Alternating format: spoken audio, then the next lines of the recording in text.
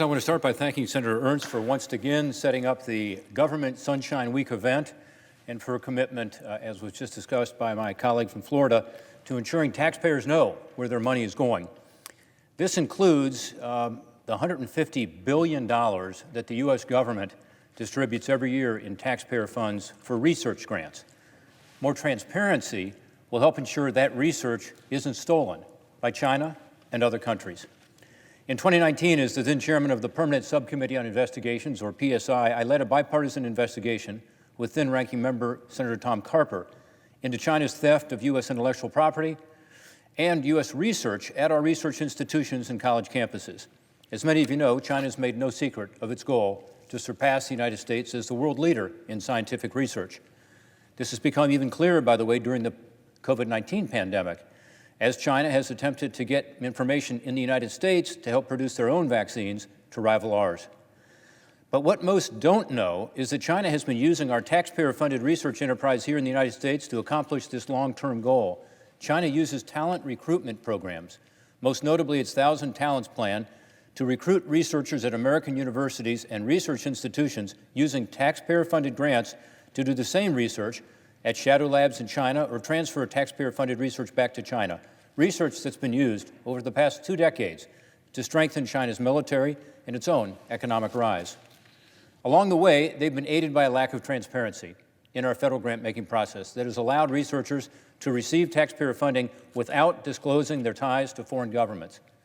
What's worse, federal law enforcement officials at the FBI knew about this for years and admitted at our PSI hearing last Congress, quote, "We wish we had taken more rapid and comprehensive action in the past," end quote. I wish they had. I'm pleased the Trump administration chose to follow through on their promise to do better in this regard. Since our report, prosecutors have charged at least 13 researchers here in the United States for failing to disclose their ties to the Chinese government and the Chinese Communist Party. Researchers at prestigious institutions like Harvard, the Ohio State University, many of our colleges and universities around the country have been part of this. The Biden administration must stand by the promises made on the campaign trail to keep the pressure on China, and that includes on this issue.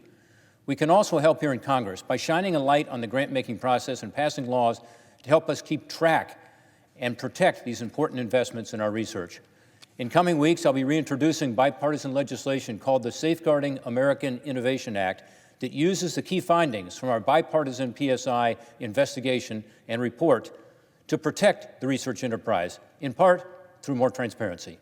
First, our bill creates a cross-governmental council at the Office of Management and Budget to coordinate and streamline unauthorized access and grant-making processes between federal agencies so that there's greater transparency in where the money is going and how it's being used. Second, the Safeguarding American Innovation Act makes it illegal to lie on a grant application about ties to foreign governments like China. Transparency here will make it clear that researchers are liable for attempting to mislead the government when trying to receive U.S. taxpayer funds. Third, our legislation closes loopholes exploited by China and other foreign actors and empowers the State Department to deny visas to foreign researchers who are aiming to steal U.S. intellectual property and research. Fourth, the Safeguarding American Innovation Act requires research institutions and universities to safeguard against unauthorized access to sensitive technology and to be transparent with the State Department about what technologies a foreign researcher will have access to on campus. Finally, the Act requires transparency from our colleges and universities as to what money they're getting from foreign sources. They'll have to report any foreign gift of $50,000 or more, and it empowers the Department of Education to fine universities that repeatedly fail to disclose these gifts. Current law requires reporting, but at $250,000. We found that nearly 70% of U.S. universities consistently failed to do even that. Lowering the threshold increases transparency, and adding the penalty ensures the schools will report. The American Council on Education has supported our PSI report's recommendation that research institutions should establish a know your collaborator culture. Greater transparency in our federal grant-making process, greater transparency from researchers, and greater transparency from our research institutions and universities.